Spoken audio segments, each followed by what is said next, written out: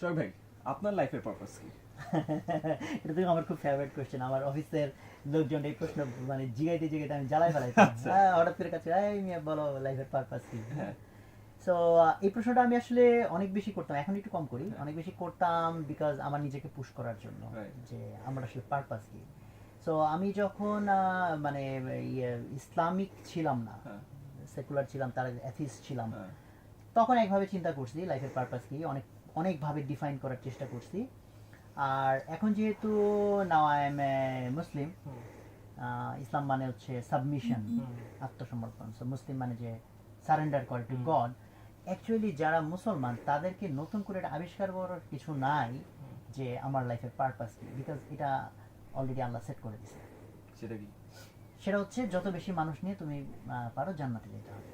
আচ্ছা। একা যাওয়া এটা হবে না, মানে you need to make such impact যেটাতে তুমি অনেক মানুষকে নিয়ে বেচতে যাইতে পারো।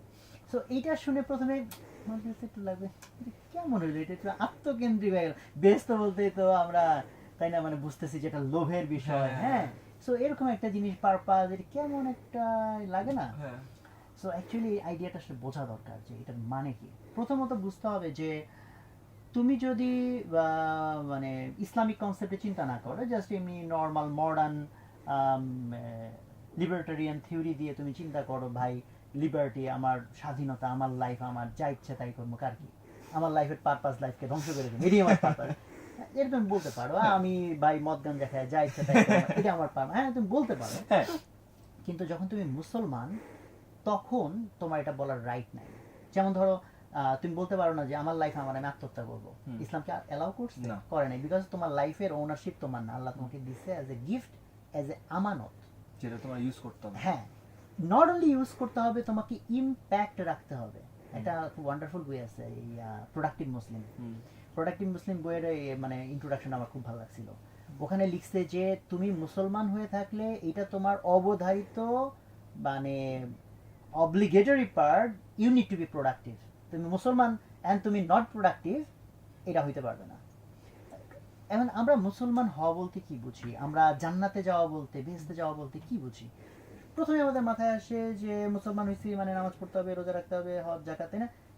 আমি এটাকে এইভাবে দেখি যে দিজ আর টুলস, নামাজ রোজা হজ জাকাত, দেখলে হচ্ছে আল্লাহ আমাদেরকে দিয়েছেন এমন কিছু প্র্যাকটিস অ্যান্ড টুলস অ্যান্ড কি বল প্রসেস, যেটা দিয়ে তুমি একটা কিছু হবা। সেটা কি?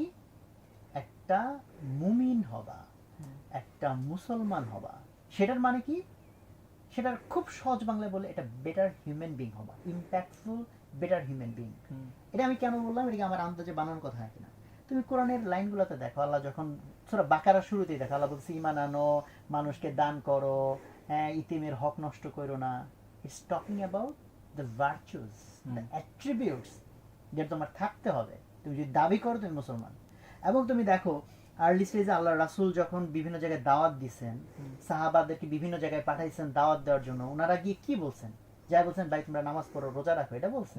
বলছে ঈমান আনো, এন্ড তুমি বিভিন্ন ভার্চুর কথা বলছে, তুমি এই করতে পারো না, খেয়ানত করো না, অন্যের হক মেরো না। হ্যাঁ, তাহলে তাহলে দেখো যদি আমি বলি যে আমি বেহেশতে যাইতে চাই, তার মানে আমাকে কি করতে হবে? তার মানে আমাকে এমন একটা মানুষ হইতে হবে যে আল্লাহর সর্বোচ্চ ক্ষমতায় বিশ্বাস করে। ফলে সেটার মিনিং কি? সেটার মিনিং হচ্ছে ফর এক্সাম্পল ধরো তুমি হারাম ভাবে টাকা ইনকাম করতেছো, এখন আমি বললাম যে ভাই এটা হারাম ভাবে টাকা ইনকাম করছো, তোমার কেন অন্যের অনেক ক্ষতি হচ্ছে, তুমি এটা ছাড়ো না কেন? বলে ভাই আমি এটা ছেড়ে দিলাম, করবো কি? তার মানে তুমি আল্লাহ তোমাকে রিজিক দিতে পারে এই আইডিয়া তোমার নাই। ফলে যদি ট্রু ইমান তোমার থাকে যে আল্লাহ আমাকে রিজিক দিতে পারে, তাহলে তুমি বলবা যে ভাই এটার বাইরে আমি সৎ পথে চলবো, আল্লাহ এর মধ্যে আমাকে রিজিক দিবে। ফলে ইমান তোমার যদি তাজা না হয় তুমি খারাপ কাজটা ছাড়তে পারবে না। ইমান যদি তাজা না হয় তুমি চ্যারিটি করতে পারবে না। চ্যারিটি করতে মানে ভাই এত কষ্ট করে টাকা আমি মানুষের দিয়ে দিব, তারপরে মানুষ তোমার গালি দিছে, উল্টা গালি তোমার দিতে মন চাইবে, আল্লাহ বলছে না পারলে তুমি মাফ করে দাও, তাই না? তো এই যে আমাদের যে লিমিটেশনস গুলা, মানে বেটার হিউম্যান বিং বলতে যা বুঝতেছে সেটা আমানতদার ব্যক্তি হবে, তার যে যত রকম হক, ইসলামে কিন্তু বান্দার হক একটা মারাত্মক জিনিস। তোমার বাবা মার হক, তোমার প্রতিবেশীর হক, তোমার ফ্রেন্ডসদের হক, তোমার ওয়াইফের হক, বাচ্চার হক, এতগুলা হক তুমি যদি মেনটেন না করো, ইভেন বলা হয় আরাফাতের ময়দানে আল্লাহ সব গুনাহ মাফ করে দেয়, বান্দার হকেরটা না। ওটা তাকে মাফ করতে হবে, ওই বান্দা যদি মাফ না করে তখন পর্যন্ত সিভিয়ার বিষয়। তাহলে তুমি একটা ট্রু মুসলিম হচ্ছ, তার মানে তুমি কেমন মানুষ হচ্ছ যে তুমি যা বা ঘুষ দিয়া সিরিয়াল ব্রেক করলা, আরেকজনের হক নষ্ট করলা, কারণ তার আগে যাওয়ার কথা ছিল। তাহলে তাহলে আমি আমার এই যে এত তাহলে কি আমাকে স্ট্রাগল নিতে হচ্ছে, অপরচুনিটি অনেকগুলা ফেলাই দিতে হচ্ছে, আমার যা সব প্রলোভন সেগুলো আমাকে অ্যাভয়েড করতে হচ্ছে, সো দ্যাট আমি একটা বেটার হিউম্যান বিং হই, যে সবার হক পূরণ করে, ওয়াদা পূরণ করে, যে টাইম মেনে চলে, তাই না? মানে লট অফ থিংস। এই অ্যাট্রিবিউটগুলা যখন অর্জন করে মানুষ, তখন সে হি বিকামস ট্রুলি মুসলিম। এবং আল্লাহর প্রতি ঈমান আনা ছাড়া, এই অ্যাট্রিবিউটগুলো, পরকালে বিশ্বাস ছাড়া তুমি কেন, কিসের আশায় তুমি এগুলো করবা? সো এই জগৎটা হচ্ছে তোমার জন্য, এগুলো হচ্ছে যে মানে প্র্যাকটিসের ফিল্ড। আসলে রিওয়ার্ড পাবা তুমি ওই জগতে গিয়ে। বাট এই জিনিসগুলো যাতে তুমি অর্জন করতে পারো, ইটস নট ইজি। তার জন্য আল্লাহ তোমাকে ওয়ান্ডারফুল সব টুলস দিচ্ছে, যেটার থ্রুতে তুমি যদি প্র্যাকটিস করো তাহলে তুমি এই গুণাগুণ অর্জন করতে পারবা। সেগুলো কি নামাজ, রোজা, হজ, যাকাত। যেমন নামাজ আসলে কি, এটা যেমন ধরো, এটা অনেক ব্যাখ্যা আছে। প্রথমত আল্লাহর সাথে মিরাজ, মানে সুপার কানেকশন। যদি আমি ট্রুলি নামাজ পড়া শিখি, আল্লাহ বলতেছেন নিশ্চয়ই নামাজ তোমাকে অশ্লীল গর্হিত কাজ থেকে রক্ষা করবে। কিন্তু আমি নামাজ পড়তেছি, আবার ঠিকই ঘুষ খাইতেছি, কেমন সম্ভব? নামাজ হয় না। এবং ধরো এখন সায়েন্টিফিক ওয়ার্ল্ডে মেডিটেশন নিয়ে কত রিসার্চ, তাই না? এগুলো নতুন না তো, এটা বিল্ট ইন ইসলাম, যেটা একদম, এটা কিন্তু অনেক হাইয়েস্ট লেভেল অফ মেডিটেশন। নামাজের মধ্যে কিন্তু চোখ খোলা রেখে মুভমেন্টের মধ্যে মেডিটেট করতে হয়, এটা কিন্তু অনেক হায়ার লেভেল। এবং আরো অনেক লেভেল অফ বেনিফিটস, স্পিরিচুয়াল আছে, ফিজিক্যাল, লট অফ বেনিফিট। তুমি যদি রোজার কথা বলো, তো রোজার সংযম আমরা বুঝি না খেয়ে থাকা, না খেয়ে থাকা সংযমের একটা পার্ট, তোমার চোখের সংযম, মুখের সংযম। তাহলে দেখো, তুমি 30টা দিন টানা যদি প্র্যাকটিস করো তোমার চোখের সংযমের, মুখের সংযমে, রাইটলি পারপাস বুঝে, তাহলে এটা তোমার হ্যাবিটে কনভার্ট হবে না? মাইন্ড কন্ট্রোল শেখার জন্য আমরা কত এখন সেমিনার করতেছি, বইপত্র পড়তেছি, ট্রেনিং নিচ্ছি। ট্রেনিং তো বিল্ট ইন এখানে, তাই না? তুমি হজ বলো, জাকাত বলো, জাকাত তোমার চ্যারিটির হ্যাবিট করাচ্ছে। দিস আর টুলস, যে টুলসগুলো আল্লাহ দিছে, যে এগুলো যদি তুমি প্র্যাকটিস করো, তাহলে থ্রু দিস টুলস তুমি ওই কোয়ালিটিগুলো অর্জন করবা, যে কোয়ালিটির জন্য আল্লাহ রিওয়ার্ড বলতেছে তুমি জান্নাতে যাবা। এবং সেখানে বলছে তুমি একা একা জান্নাতে যাবা এটাও না, you need to impact, মানে দায়ী, মানে ইসলামে আবার এটা তোমার একটা ম্যান্ডেটরি কাজ, তোমাকে আবার এটা প্রপাগেট করতে হবে, আরেকজন ইনফ্লুয়েন্স করতে হবে যে ভাই তোমার ভালো হইতে হবে। যে আমি ভালো হয়ে বসে আছি ঘরের মধ্যে, এটা দিয়ে কিন্তু হবে না, আল্লাহ ধরবে না, হয় নাই। বাকি কাউরে কইছো কি না? হ্যাঁ, তাই এবং বলছে কি যে তুমি সূরা আসরে কি বলতেছে, যে ঈমান আনার কথা বলতেছে, সৎ কাজের কথা বলতেছে, তারপর বলতেছে ধৈর্য ধরা, সবর, তাই না? টোটাল কোরআনের মধ্যে কত কত জায়গায় বলতেছে সবর, তাই না?